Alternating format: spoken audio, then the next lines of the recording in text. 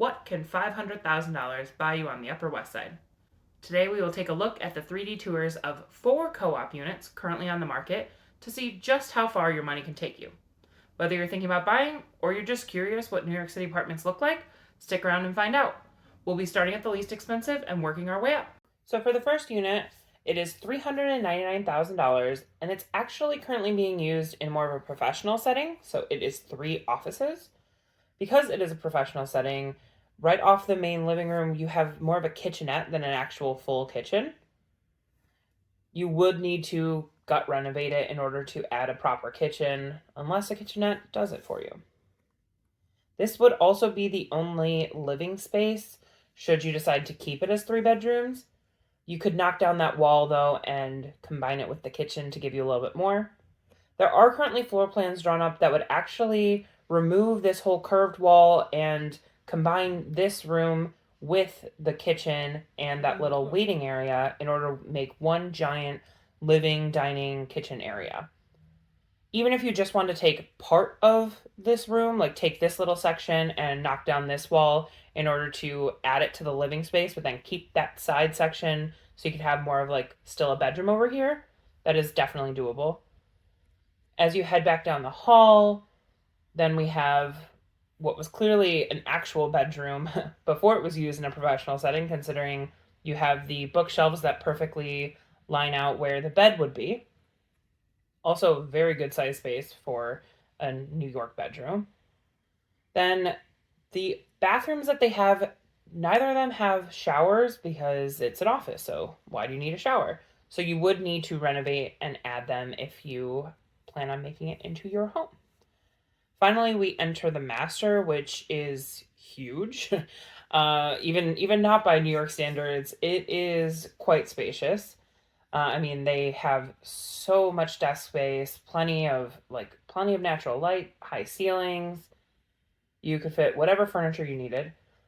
In the floor plans that they proposed, they actually take part of this living space and add it to the bathroom because the bathroom is really just a toilet and a tiny sink.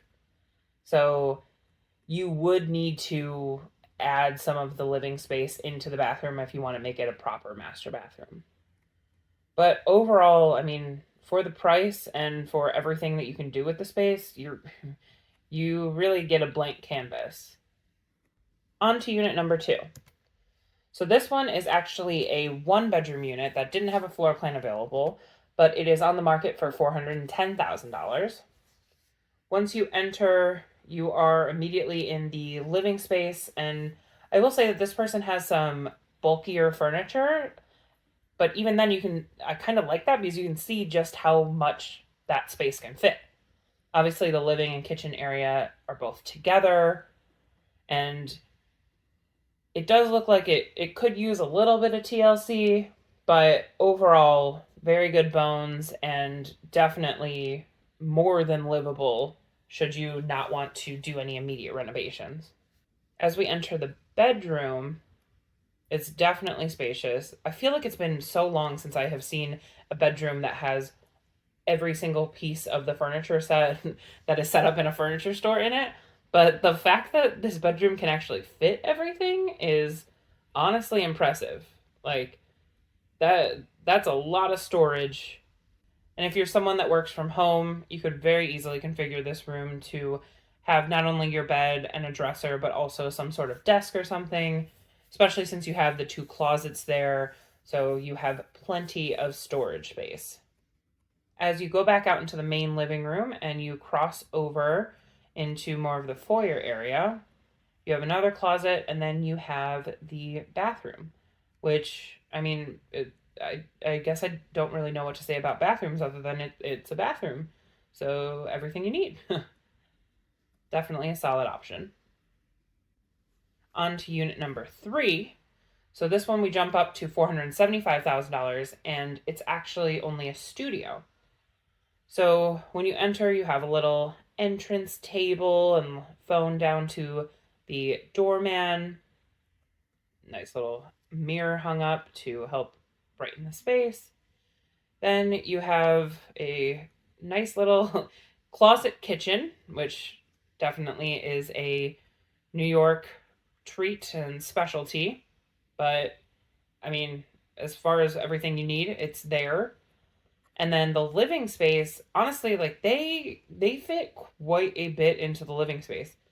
I can't tell if that's two couches or a couch and a love seat, but either way, they have both of those in there, a bed and a dining table, and it still doesn't feel cramped. That's also a Murphy bed, which I personally think is just such a clever use of the space.